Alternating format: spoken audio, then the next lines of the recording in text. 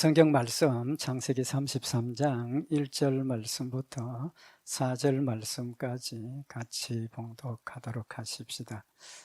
야곱이 눈을 들어보니 에서가 400인을 거느리고 오는지라 그 자식들을 나누어 레아와 라헬과 두 여종에게 맡기고 여종과 그 자식들은 앞에 두고 레아와 그 자식들은 다음에 두고 라헬과 요셉은 뒤에 두고 자기는 그들 앞에서 나아가되 몸을 7번 땅에 굽히며 그 형 에서에게 가까이 하니 에서가 달려와서 그를 맞아서 안고 목을 어긋맞히고 그와 입맞추고 피차 우니라. 아멘. 우리 지난 주일날 우리가 야곱과 에서가 그 만나는 이제 그 내용이 하나님께서 특별히 야곱에게 축복해 주셔서 하나님의 은혜를 받아 누리는 계기가 되었다는 사실을 말씀을 상고를 했습니다. 특별히 그 기점이 기도한 것, 하나님 앞에 야복강가에서 밤새도록 기도한 의미, 그 시점이 축복의 시작의 시점이라는 말씀을 드렸고, 야곱의 그 기도, 씨름했다 그랬죠. 밤새도록 씨름한 것을 두 부분으로 나누어서 우리가 상고를 했습니다. 처음에는 사람과 함께 싸운 것, 두 번째는 하나님과 싸운 것.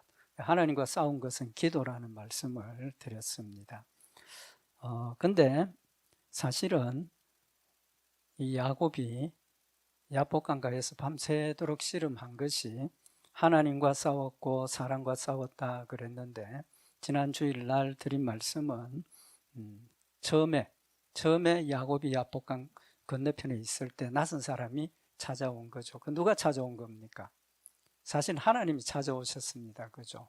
하나님이 찾아오셨는데 자신의 그때 현재 상황이 굉장히 형이 자기를 죽인다 이런 위험한 상황이 있었기 때문에 하나님이 오셨지만 깨닫지 못하고 싸웠다, 이제 그런 의미의 말씀을 드렸습니다.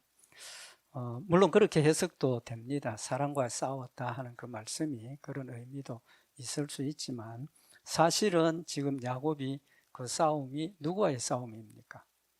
하나님과 싸움이죠. 자기가 하나님인 걸 몰라봤고 사람으로 오해를 해서 싸운 겁니다. 그죠? 그렇게 보면 엄밀하게 이야기를 하면 사람과 싸운 게 아니고 하나님과 싸운 거죠. 그러면 성경에 사람과 싸웠다라고 말씀하시는 그 의미를 우리가 어떻게 해석을 해야 되겠느냐는 겁니다. 물론 지난 주일날 말씀드린 것처럼 그렇게 해석할 수도 있지만, 좀 더 우리가 방향을 좀 틀어서 진짜 사람과 싸웠다라는 관점에서 이 문제를 해석할 수도 있지 않겠느냐는 겁니다. 그럼 하나님과 싸운 건 분명하죠. 그죠? 하나님과 막 기도하고 밤새도록 노력했는데, 사람과 싸운 거는 누구하고 싸운 게 됩니까? 형 에서하고 싸운 겁니다. 형 에서하고 싸운 거예요. 물론 맞붙어서 싸운 건 아니지만 지금 상황이 어떤 상황입니까? 형이 지금도 동생을 죽이려고 하고, 또 사람을 보내서 알아봤더니 400명을 이끌고 자기를 만나러 온다고 하는 겁니다. 그러면 야곱과 에서의 이 사이에 지금 어떤 싸움입니까? 한 사람은 죽이겠다는 거고 한 사람은 안 죽어야 되겠다는 거죠. 싸움 아닙니까? 저절은 어떻게 보면 생명을 걸고 싸우는 겁니다. 이제 그런 관점에서 보면 호세아 12장 3절 4절에 야곱은 태에서 그 형의 발꿈치를 잡았고 또 작년에 하나님과 힘을 겨루되 천사와 힘을 겨루고 이기고 울며 그에게 간구하였으며 하나님은 베델에서 저를 만나셨다. 호세아 선지자는 이 사건을 이야기를 하면서 그냥 하나님과 힘을 겨루었고 천사와 힘을 겨루었다 그랬습니다. 사람과 싸운 걸 언급을 안 하는 거죠. 그런 관점에서 보면 지난 주일날 우리가 해석했던 그런 해석도 가능하지만, 좀 더 엄격하게 우리가 문제를 보면 그건 하나님과의 싸움이었고 사람과의 싸움은 아니었다는 거죠. 그럼 사람과의 싸움은 이제도 말씀을 드린 것처럼 인간적인 관점에서 보면 형과 에서의 싸움이지 않습니까? 한 사람 죽이겠다 그러고 한 사람 안 죽겠다 그러고, 맞붙어 싸운 건 아니지만 현재 상황은 두 사람의 싸움이라고 볼 수 있다는 거죠. 근데 야곱의 입장에서는 그 싸움에서 이겨야 뭐 합니까? 자신의 생명을 유지를 할 수 있는 거죠. 생명도 보호하고 가족도 보호하고 그 싸움에서 이겨야 된다는 겁니다. 그래서 지난 주일날 말씀을 상고했던 것처럼 여러 가지 인간적인 방법을 동원해서 지금 준비를 했지 않습니까? 사진을 보내서 형이 어떤지 온다 하니까 자기 재산을 세 대로 나누어서 또 형에게 보낼 뇌물을 준비해서 첫 번째 만나서 이거 동생이 보내는 겁니다. 두 번째 만나서 동생을 보내는 겁니다. 야곱은 나름대로 자신의 방법을 통해서 형의 마음을 돌려서 죽지 않으려고 노력하는 그런 모습을 보였다는 거죠. 물론 기도도 하기는 했습니다. 그렇지만 그 방법으로 통합니까? 안 통합니까? 안 통했죠. 해결이 안 됐다는 겁니다. 그런데 오늘 여기 33장에 나타나는 말씀을 보면 형 에서하고 야곱하고 어떻게 합니까? 화해를 하는 거죠. 화해를 하는 겁니다. 400매 군사를 거느리고 오던 그 에서가 야곱이 7번 형 앞에 무릎을 꿇고 절을 하고 형이 먼 곳에서 울면서 달려와 가지고 껴안고 울면서 서로 화해하는 그런 극적인 모습을 지금 보여주고 있는 겁니다. 그럼 오늘 여기 에서가 야곱이 형을 만나면서 자기는 그들 앞에서 나아가되 몸을 7번 땅에 굽히며 그 형 에서에게 가까이 갔다. 지금 이 모습은 어떤 의미가 있겠습니까? 형을 만났는데 7번 엎드려서 절하면서 형을 만났다. 살려달라고 막 비는 겁니까? 물론 그런 의미도 있을 수 있겠죠. 있을 수 있겠습니다. 그렇지만 영적으로 보면 지금 에서에게 보이는 야곱의 행동은 자신의 죄를 인정하고 자신이 형을 괴롭혔고 아버지를 속였고 형을 빼앗았다. 형의 입장을 이해를 하고 자신의 잘못을 인정하고 뭐 해달라는 겁니까? 진심으로 용서해달라고 비는 모습이라는 겁니다. 형에게 앞에서는 그런 회개나 용서를 비는 마음은 전혀 없고 자기의 노력과 재물과 뭐 여러 가지 이런 것들을 통해서 형의 마음을 풀고 용서받기를 원했지만 하나님을 만나고 그가 달라졌다는 거죠. 바뀌어졌다는 겁니다. 그 바뀌어짐이 뭡니까? 회개라는 겁니다. 회개. 하나님을 만나고 난 뒤에 자신의 모습을 돌아보니까 내가 형에게 너무 잘못했구나. 내가 욕심으로 살았구나. 하나님께서 나와 함께 하셨고 외삼촌 집에 가서의 모든 삶도 내가 노력하고 내 때문에 내가 잘된 줄 알았는데 내가 아니라는 하나님을 만나고 나니까 이 모든 것들이 하나님이 하셨다는 사실을 깨닫게 되고 형과의 관계에서도 자신의 잘못을 인정하게 되니까 형에게 진심으로 엎드려서 7번 절을 하면서 용서를 구하는 그런 모습을 보였다라고 해석할 수 있다는 겁니다. 그러니까 형 앞에의 이 모습은 회개의 모습이고 진정한 회개가 형의 마음을 누그러뜨리고 서로 화해하고 화목하게 하는 그런 열매를 맺었다는 거죠.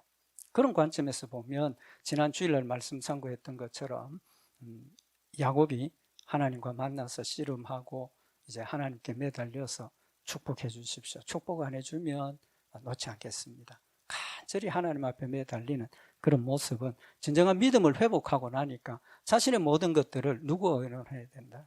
하나님과 의논을 해야 되고 하나님께 맡겨야 하고 또 하나님 명령을 순종하는 그런 모습이어야 한다는 사실을 지금 우리에게 교훈하는 말씀인 겁니다. 그러면 여기 야곱이 형 에서에게 용서해달라고 하는 것, 그게 회개라고 이제 말씀을 드렸는데 사실은 십계명이 둘로 나뉘죠, 그죠? 두 부분으로 나뉘어집니다. 첫째 부분은 뭐 어떤 부분입니까? 하나님에 대한 것, 하나님에 대한. 두 번째 부분은 대인 관계에 대한 거죠. 살인하지 말라, 간음하지 말라, 도적질하지 말라, 거짓 증거하지 말라, 내 이웃의 것을 탐내지 말라. 이건 대인 관계의 것입니다, 그죠? 내가 어떻게 남의 걸 빼앗았습니다. 내가 남의 걸 훔쳤습니다. 피해는 누가 봤습니까? 내가 훔쳐온 그 사람이 피해를 본 거죠. 그럼 회개를 하려면 누구에게 해야 됩니까?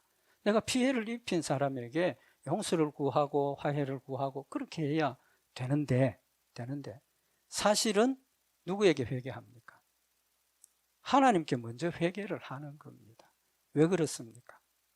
거짓말한 것은 다른 사람에게, 내가 거짓말한 사람에게 피해를 입힌 거지만 사실은 하나님께서 거짓말하지 말라라고 하셨기 때문에 사람에게 피해를 입혔지만 첫째는 누구에게?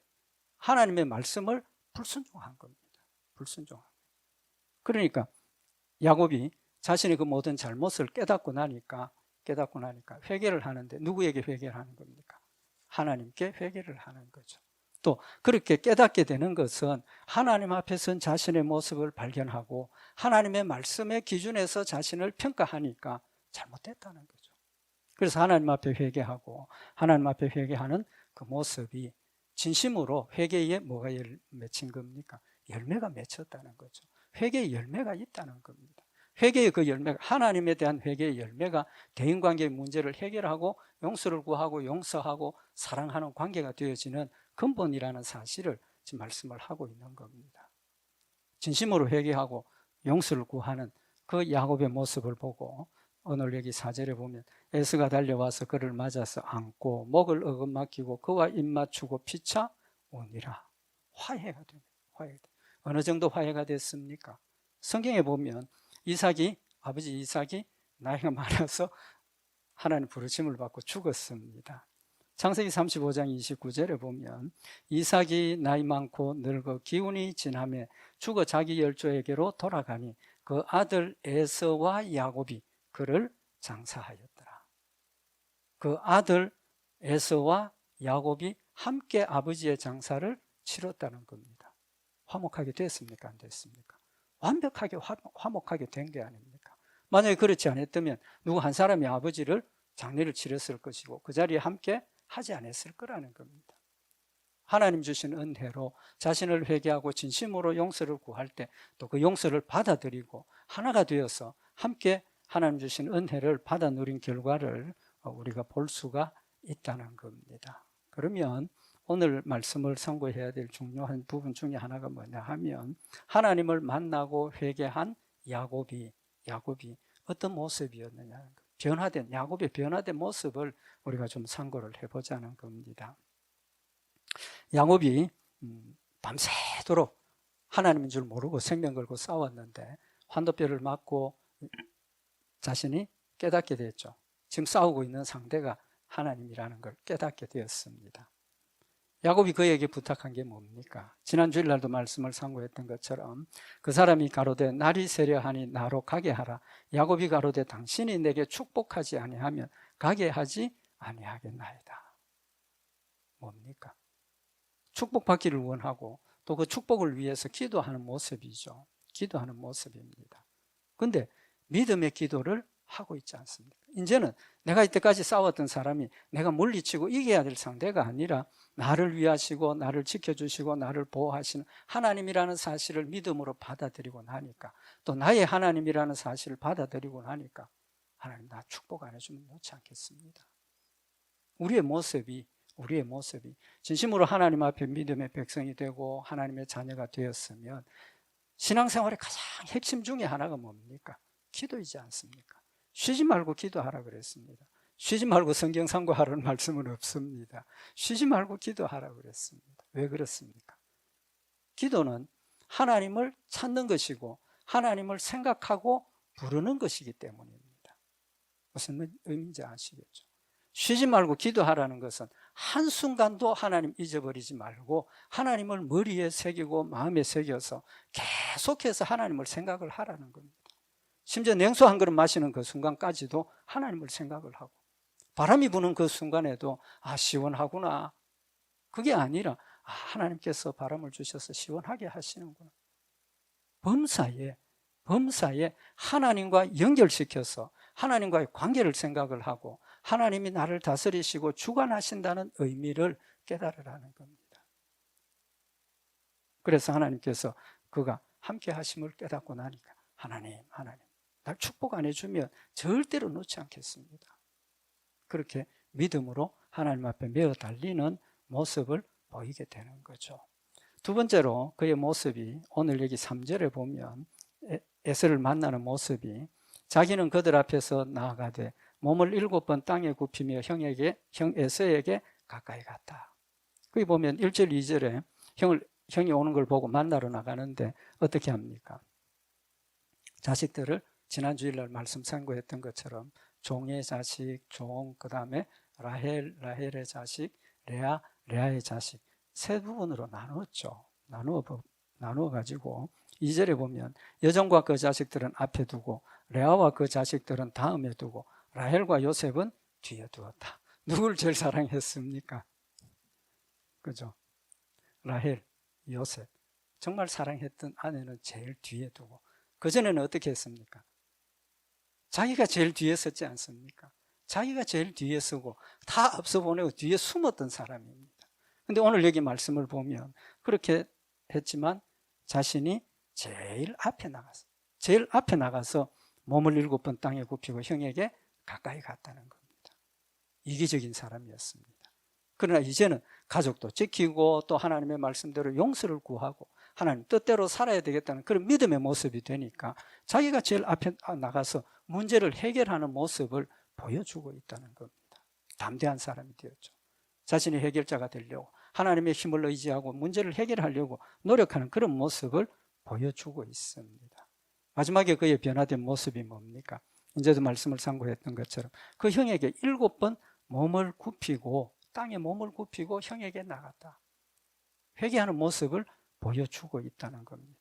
자신의 목숨을 구하기 위해서 엎드려서 절하는 그런 의미도 있겠지만 그 이전에 하나님을 만나고 나니까 그 영적인 사람이 이제는 자기 중심의 사람에서 하나님 중심의 사람으로 바뀌어지니까 자기 걸 내려놓을 수 있고 자기를 부인하고 자기 십자가를 지는 그런 모습을 보이니까 형에게 자기의 잘못을 인정하고 용서를 구하고 도움을 구하는 그런 모습을 보여주고 있다는 거죠.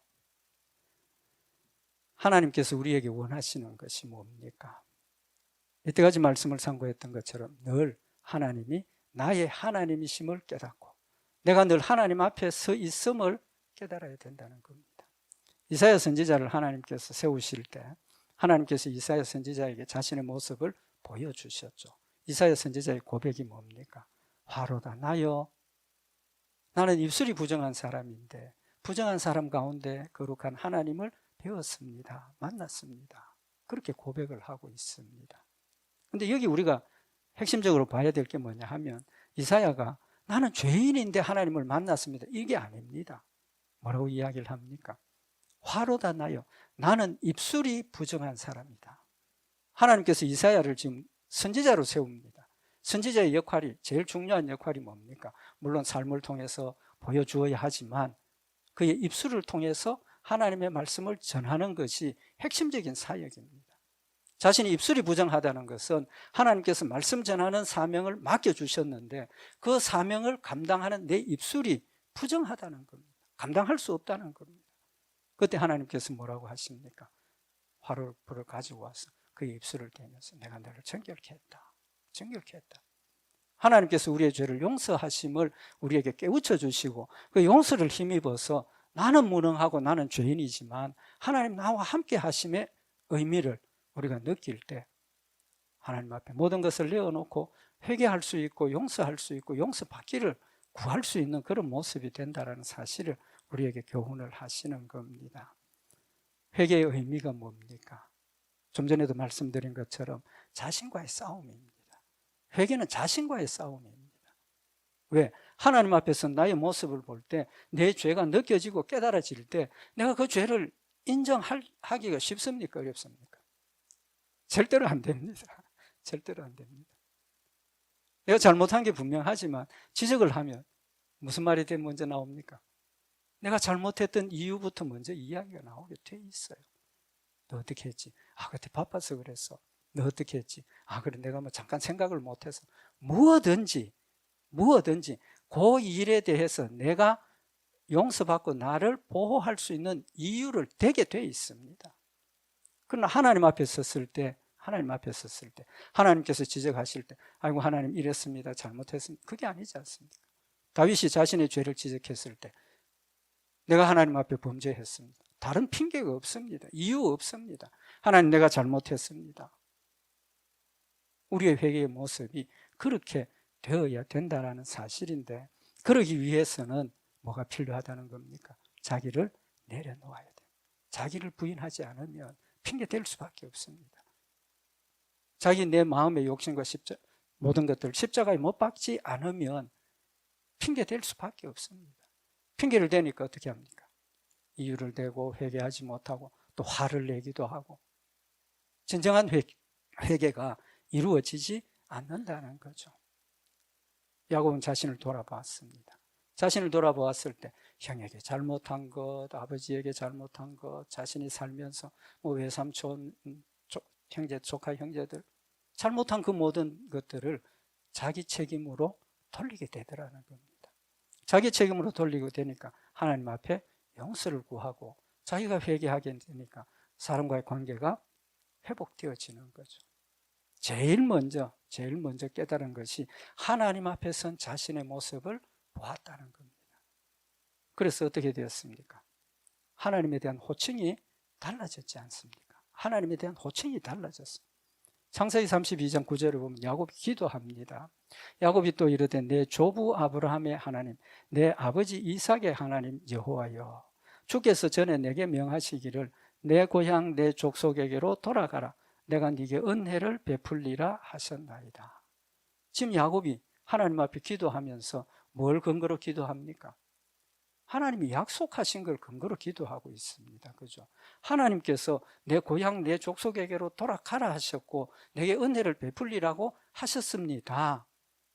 하나님의 약속을 믿고 있습니다. 믿고 있습니다.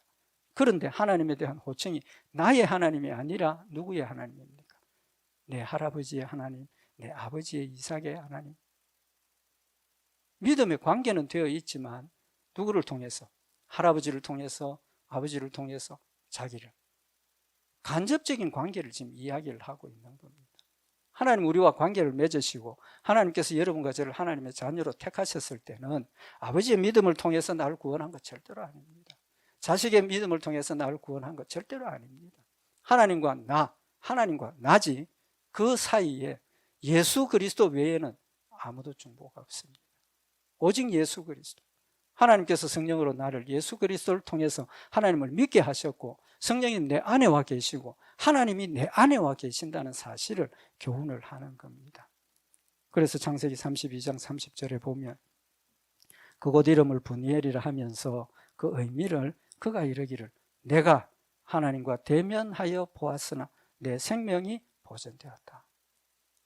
아브라함의 하나님, 이삭의 하나님을 만났는데 내 생명이 보존되었다가 아니라 내가 하나님을 만났는데 생명이 보존되었다. 이제는 하나님과 나와의 관계가 나의 하나님이 되는 겁니다. 나의 하나님이 되는 거예요.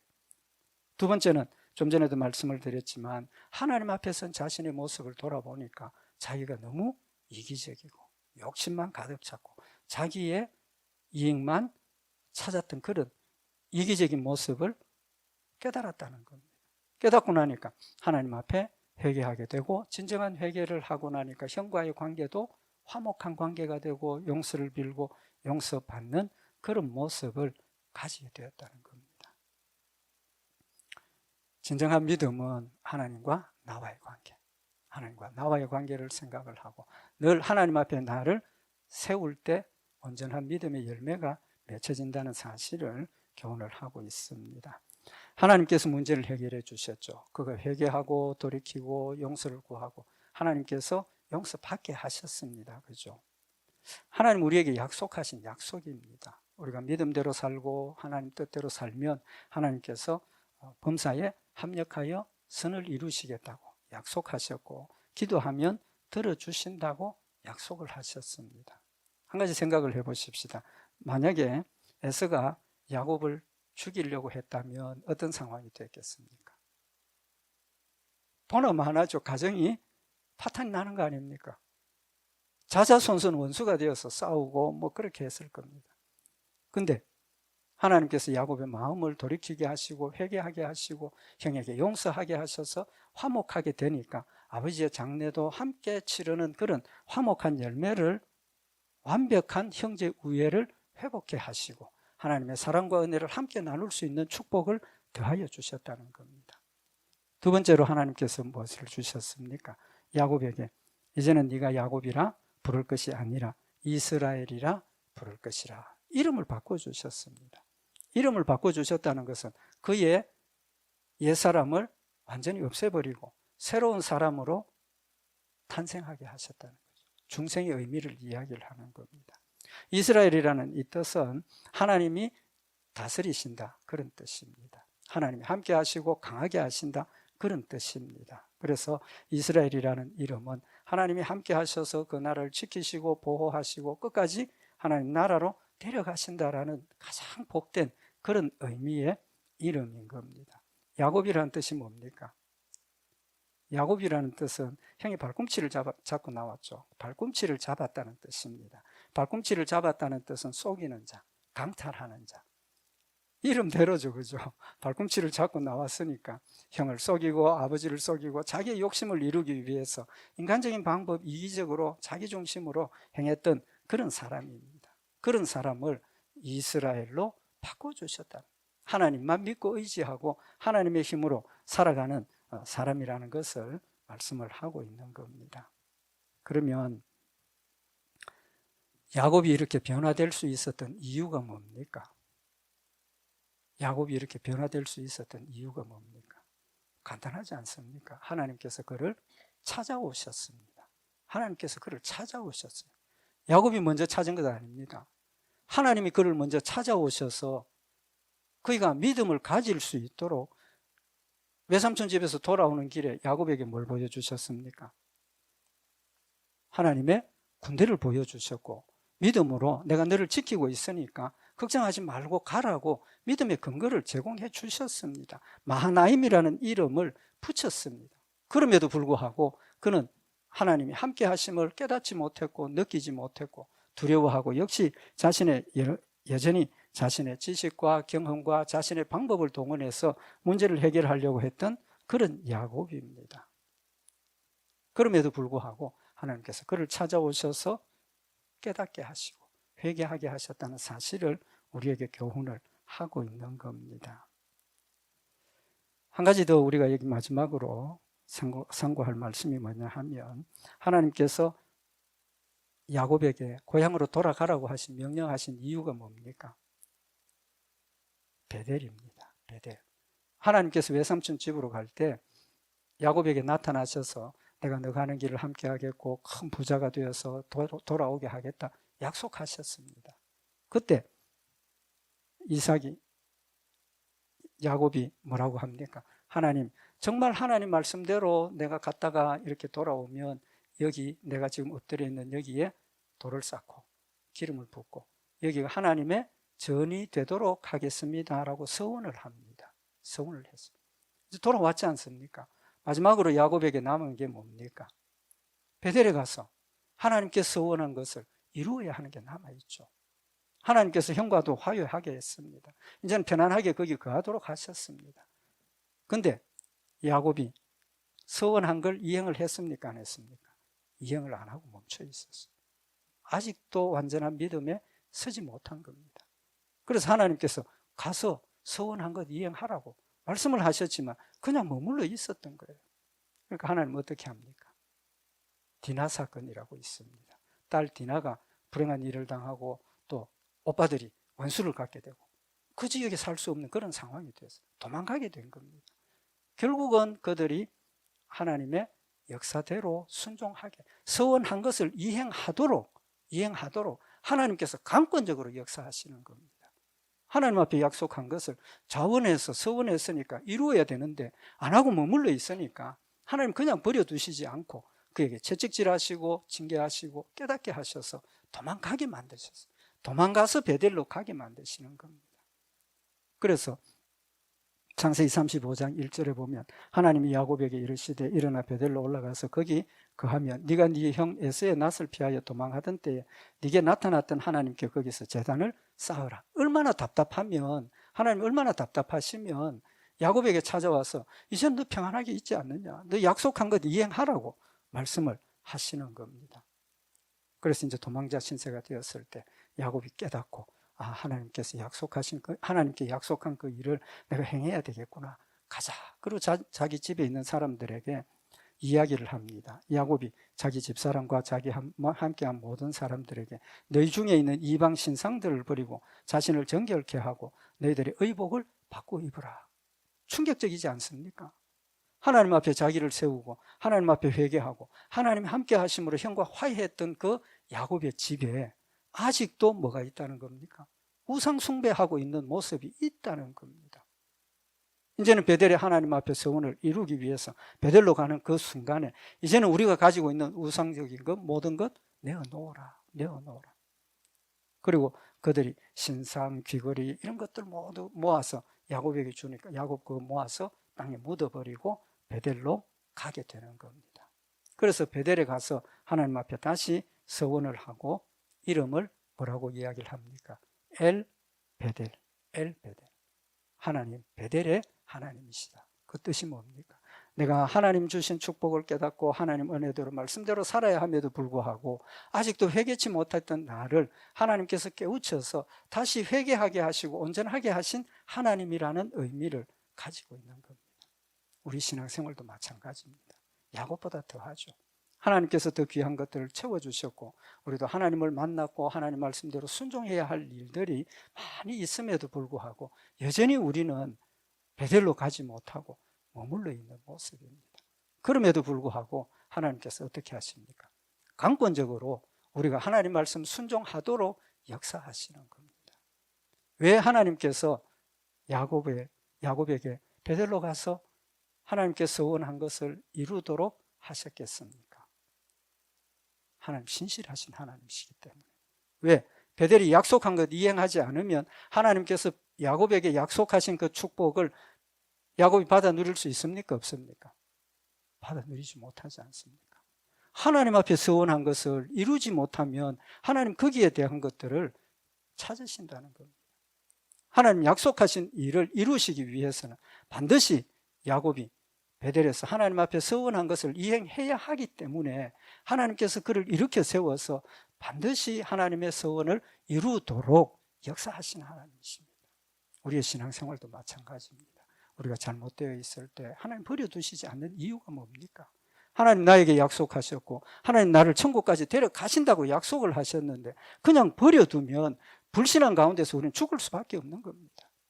하나님 약속하신 것을 이루시기 위해서 우리의 잘못을 채찍질하시고 징계하시고 깨닫게 하시고 힘을 주셔서 감당할 수 있도록 계속해서 나와 함께 동행하시면서 깨우쳐 주시는 하나님이라는 사실을 지금 이 말씀을 통해서 우리에게 교훈을 하시는 말씀입니다. 지금도 여러분과 저와 함께 하고 계십니다. 역사하고 계십니다. 우리가 해야 될 일이 뭡니까? 하나님의 음성을 세밀하게 받아들이고 하나님이 주신 은혜들을 느끼고 순간순간 하나님 깨우쳐 주실 때마다 인정하고 엎드려서 회개하고 용서를 구하고 또 회개의 열매를 맺어서 하나님 백성답게 살아가는 것이 우리의 모습이어야 한다는 사실을 우리에게 교훈을 하시는 말씀입니다. 우리 오늘 이 말씀 다시 한번 마음에 새겨서 늘 함께 하시는 하나님의 사랑의 손길을, 늘 함께 하시는 하나님의 말씀의 역사를 우리가 느끼고 깨닫고 인정하고 늘 자복하면서 주의 뜻을 따라 승리하는 우리 복된 역사들 있기를 바랍니다. 우리 기도드리십시오. 사랑의 하나님 아버지, 야곱을 일으켜 세우시고 하나님의 뜻을 온전히 이룰 수 있도록 늘 함께 하시고 인도하시는 하나님의 역사를 다시 한번 마음에 새기게 하시고 야곱을 이끌어 인도하시던 하나님, 나의 하나님이심을 다시 한번 마음에 새겨서 하나님의 음성을 듣고 하나님 인도하시는 대로 순종하며 주의 뜻을 온전히 이루어 드리는 복된 성도들 되도록 주님 인도하시옵소서. 말씀 가운데 늘 승리케 하실 줄 믿고 감사드리오며 우리 주 예수 그리스도의 이름으로 기도드리옵나이다. 아멘.